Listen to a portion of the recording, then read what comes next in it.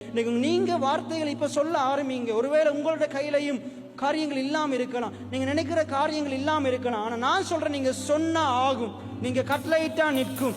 எத்தனை பேர் ஆமேன்னு சொல்றீங்க? எது இருக்கு எது இல்லைன்றதன் அடிப்படையில நீங்க பேசக்கூடாது.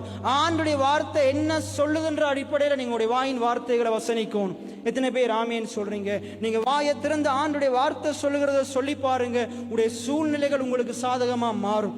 எத்தனை பேர் ஆமேன்னு சொல்றீங்க? இன்னும் அழகா சொல்ல போனா ஆண்டுடைய வார்த்தை இந்த உங்களுடைய சூழ்நிலைகளை உங்களுக்கு சாதகமா மாற்றும். எத்தனை பேர் ஆமேன்னு சொல்றீங்க? அப்ப இதுல சொல்லப்படுது பாருங்க, அப்படியே என் வாயிலிருந்து புறப்படும் வசனமும் இருக்கும், அது வெறுமையா என்னிடத்திற்கு திரும்பாது. இப்ப இது தேவனுடைய வார்த்தை மட்டுமில்ல, உங்களுடைய ஒவ்வொருவருடைய வாயிலிருந்து புறப்படுகிற வார்த்தையும் அது வெறுமையா திரும்பாது. நீங்க மரணத்தை பேசுவீங்களா இருந்தா உங்களுடைய வாழ்க்கையில மரணத்தை கொண்டு வரும். நீதிமொழிகள் 18ஆம் அதிகாரம் 20-21 சொல்லுது, 21ஆம் வசனம் சொல்லுது, மரணமும் ஜீவனும் நாவின் அதிகாரத்தில் இருக்கிறது, அதில் பிரியப்படுகிறவன் அதன் கனியை.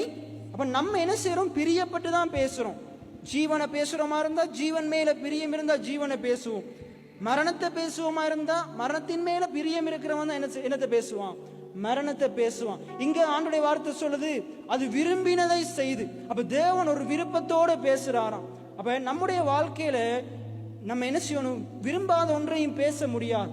விரும்பாத ஒன்றையும் பேச முடியாது. ஒவ்வொரு காரியங்களையும் நாங்கள் சிந்தித்து பேச ஆரம்பிக்கணும், ருசி பார்த்து பேச ஆரம்பிக்கணும். எனக்கு தெரிஞ்ச ஒரு ஊழியக்காரர் இருக்கிறார், உங்களுக்கும் தெரியும். அவர் அடிக்கடி சொல்லுவார், நீங்க எப்படி சாப்பாட்டை டேஸ்ட் பண்ணி சாப்பிட்றீங்களோ, பேசுகிற வார்த்தைகளையும் பேசுறதுக்கு முன்னுக்கு என்ன செய்யுங்க? ருசி பார்த்து பேசுங்க. வாயை விட்டு வெளியே போறதுக்கு முன்னுக்கு இந்த நீங்க நான் பேசுகிற வார்த்தை எப்படிப்பட்ட வார்த்தை, அது எப்படிப்பட்ட மாற்றத்தை ஏற்படுத்தும், நான் பேசுகிற வார்த்தை என்னுடைய வாழ்க்கையில எப்படிப்பட்ட தாக்கத்தை செலுத்த போகுதுன்றதை குறித்து நீங்க ருசி பார்த்து பேச வேண்டும் என்று ஆண்டுடைய வார்த்தை சொல்லுது. அந்த ஊழியக்காரன் அடிக்கடி சொல்லுவார், உங்களுடைய வாழ்க்கையிலையும் நீங்க பேசுகிற வார்த்தைகளை என்ன செய்யுங்க? சற்று ருசி பார்த்து பேசுங்க.